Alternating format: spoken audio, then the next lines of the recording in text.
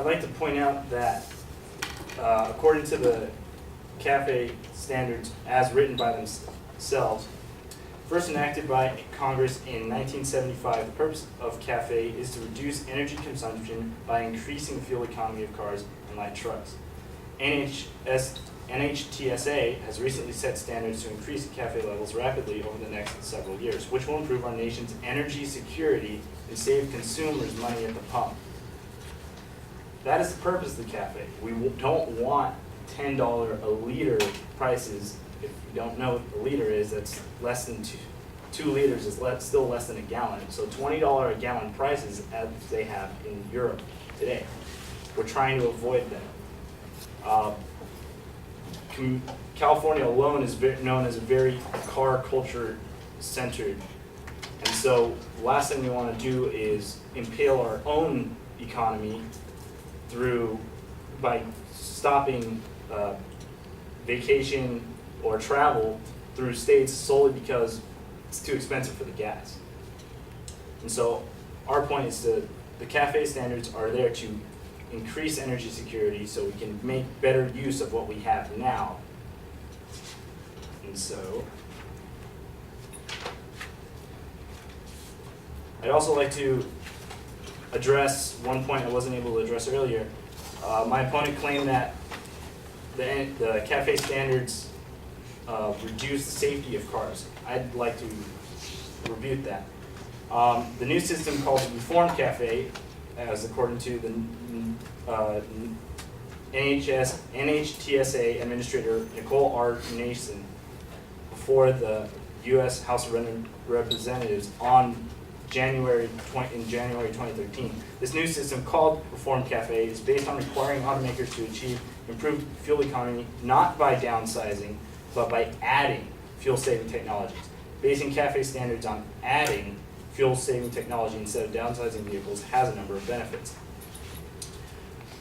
According to Scott Schmidt, the Senior Director of the Auto Alliance Safety and Regulatory Affairs, which comprises of many of the largest automakers today, Ford, Daimler, Chrysler, Mercedes-Benz, BMW, Toyota, auto-related fatality and injury rates are the lowest levels in the history of the U.S.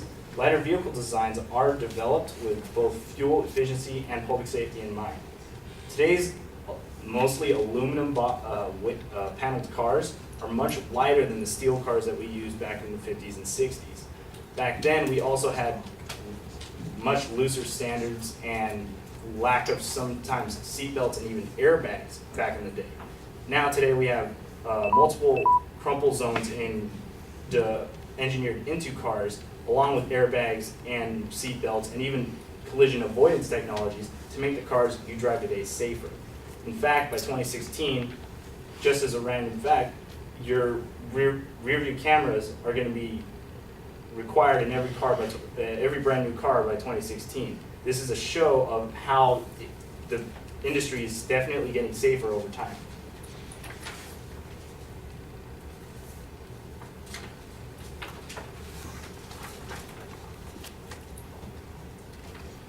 Addressing the gasoline usage. Perhaps the central reason why politics has trumped economic reasoning, such as a gas tax, CarPlus, an MIT the member of an MIT joint program on the science and policy of global change, CarPlus says, is the visibility of cost. A tax on gasoline has proven to be a non-starter for many decades in the U.S., and I think one of the reasons is that it would be very visible to consumers every time they go to fill up their cars. With a vehicle efficiency standard, your cost won't increase unless you buy a new car, and even better than that, policymakers are allowed to tell you you're actually saving money, because you are saving money. According to the same study, fuel economy standards work slowly. As manufacturers start selling more efficient vehicles, the people retire their older cars and trucks. That turnover takes time. By contrast, a higher gas tax kicks in immediately, giving people incentives to drive less, carpool more, to buy more fuel efficient vehicles as soon as possible, but directly attacks the economy and interstate trade. The CAFE standards, I'd like to point out, are very popular. Recent polling done by City Investment Research and Management, recent polling commissioned by CERES of likely Michigan and Ohio